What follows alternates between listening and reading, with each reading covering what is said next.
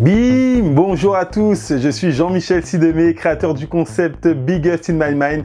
Et dans cette petite vidéo, j'ai envie de partager avec vous et surtout vous préparer face à l'une des plus grosses maladies que l'entrepreneur peut découvrir lorsqu'il se lance soit dans le sport, soit dans la libre entreprise, soit dans le MLM. C'est ce qu'on appelle la maladie de l'excusite. Alors, je vais déjà prendre mon exemple parce que c'est une maladie que j'ai connue très jeune, déjà à l'école. Vous savez, hein, quand on a de mauvaises notes, on a tout de suite l'excuse de se dire que c'est de la faute du professeur ou bien c'est les autres qui ne nous aiment pas, ou bien tout simplement, pour ne pas dire qu'on n'a pas fait notre travail, on cherche des excuses. Voire même nos parents, lorsqu'ils veulent nous gronder, on a pour habitude de dire, trouve une bonne excuse pour justifier un petit peu tes bêtises. Plus tard, pour ceux qui me connaissent, j'ai fait un peu de football, j'ai joué en club, et là encore, je me trouvais des excuses. C'est-à-dire que, très simplement, moi j'ai joué avant-centre, mais lorsqu'on marquait des buts, lorsqu'on gagnait, c'était grâce à moi, c'était moi l'avant-centre.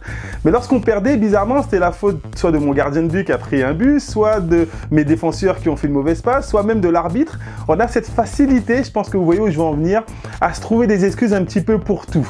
Un troisième point, ça a été effectivement, encore dans le domaine du sport, lorsque j'ai voulu perdre du poids. J'étais à une période de ma vie où j'ai pris beaucoup de poids, et lorsqu'on prend la décision, certains peut-être comprennent ce que je vais dire, de faire un régime ou autre, là c'est difficile de se remettre au sport, parce qu'il pleut, donc c'est la faute de la pluie, c'est la faute du mauvais temps, c'est la faute des chaussures. Il y a toujours une excuse qui sert à justifier qu'on n'a pas le maximum de résultats.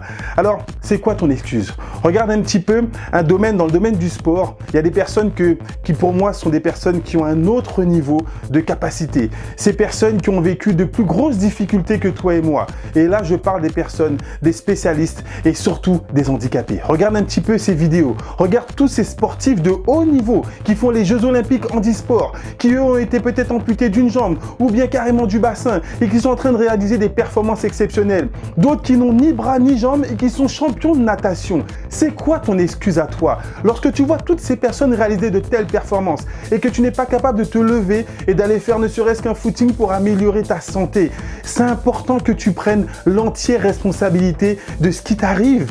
Mais là, on va plus loin. Le domaine où je me suis trouvé le plus d'excuses, c'est le domaine du MLM. Alors là, ça a été vraiment la magie. Quand j'ai commencé, j'ai dû justifier mes retards. Ah oui, parce que s'autodiscipliner, c'est difficile. J'avais du mal à arriver à l'heure dans les conférences, dans les formations.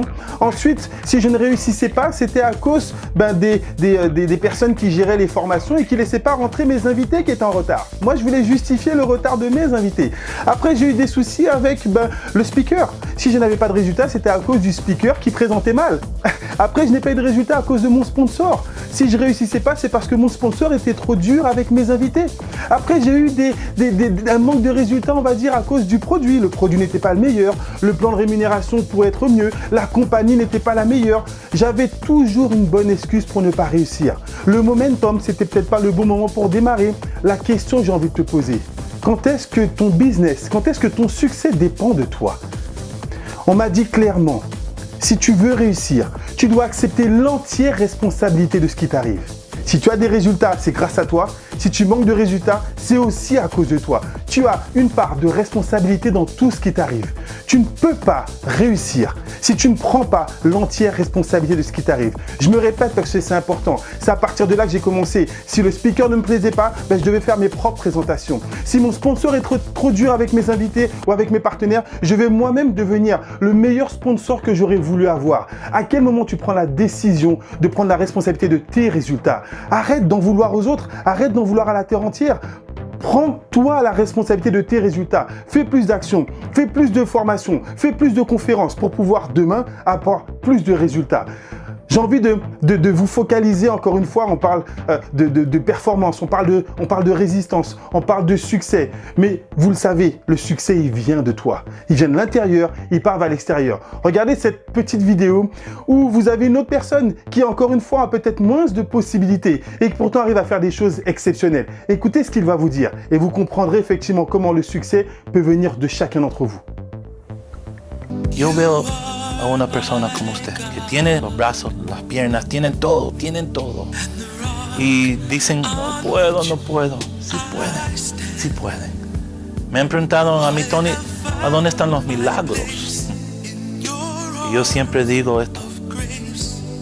Yo veo la mano, una mano. Y cuando levantan la mano, Para mí eso es un milagro. Bim, c'est énorme. Regardez, 7 heures de guitare par jour avec ses pieds. Il est en train de vous dire une seule chose. Il vous dit une seule chose. Le miracle, il vient de toi. Toi qui as tes mains, toi qui es peut-être en bonne santé, ou toi-même qui est peut-être handicapé. Regarde ce que d'autres personnes arrivent à réaliser et que toi, tu dois pouvoir réaliser également. Alors, je vais terminer avec juste cette phrase.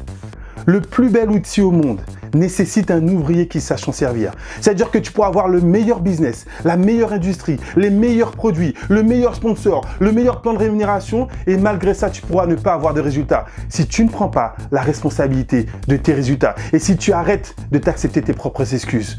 Prends le contrôle, car si tu acceptes tes excuses, ça veut dire que ton succès ne dépend pas de toi et que c'est les autres qui ont le contrôle. Prends le contrôle de ton succès et change ta qualité de vie. Biggest in my mind.